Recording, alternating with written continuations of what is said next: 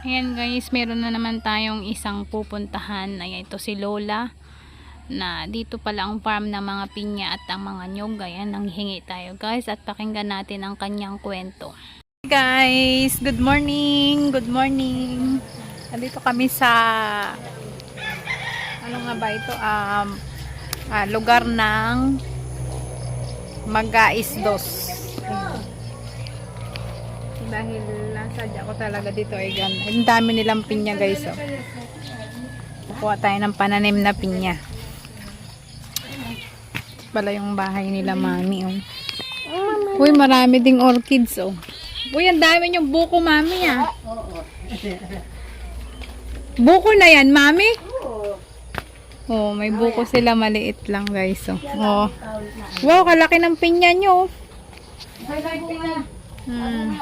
Oo nga. Dito pala ang maraming ano. Yun ang dami nyo pang orchids. Ang ganda naman dito sa inyo, mami. Kayo lang nakatira dito? Oo. Ayos, ano? Mag-isa ka lang dito? Mag-isa ka lang? Uy, ang dami nilang pinya, guys. Dito pala ang maraming tanim na pinya.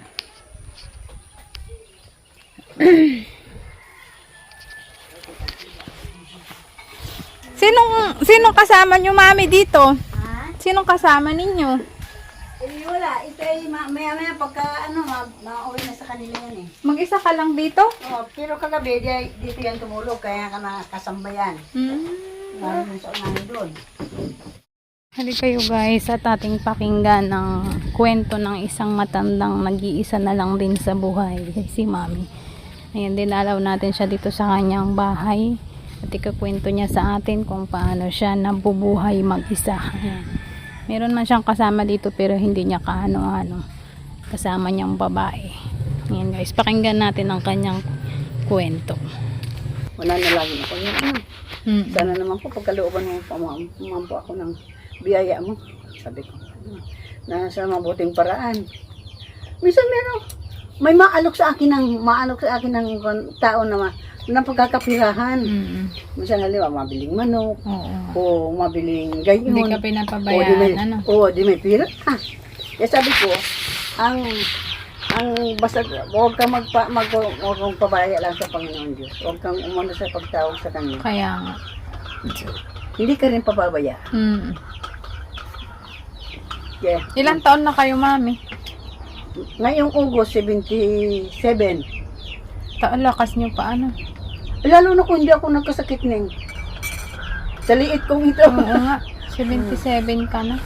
Baka ako hindi na makaabot Ay, dyan. hindi man. Wah. Hindi, iba na kasi ngayon, bagad na may bitchin, may magic. Sarap, di katulad yung mga kapanahonan nyo. Di ba asin-asin lang kayo dati? Asin, kamatis. Oo. At saka yung, ano lang, yung bawang. Ang mga rekado noon. Hindi na nagagamit ng mga bitchin. Kaya nga, ngayon ay puro na ano. Oo, puro bitchin. Kaya ang tao ngayon ay 49 na lang. Oo. Bihira na makaabot ng 60. Kaya nga. Ay.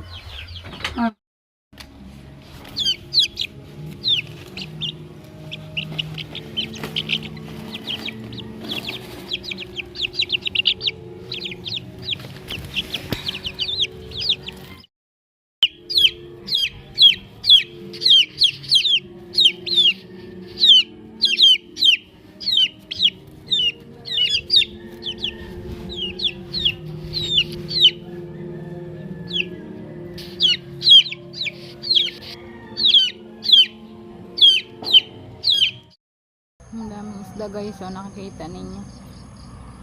Oh, nagagalawan. Oh, dami. Mga pa sana tayo dito eh, na.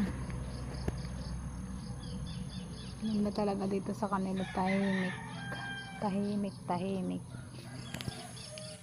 Sarap dito guys sa kanila. Tapos yung mga nyug nila mabababa lang pero may mga bunga na.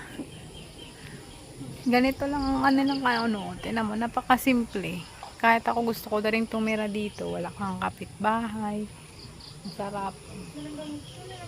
Walang lagi nakatingin. Ganun. Walang ahas dito, mami? Walang ahas? Puro kabundukan, ay puro ano baga oh, kakahuyan.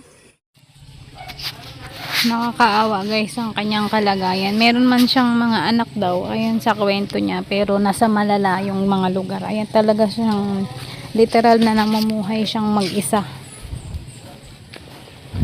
Pinapadalhan na lang siguro daw siya minsan pag maalala siyang padalhan ng kanyang mga anak. Ayun, nanghirap talagang mag-isa na pag matanda ka na.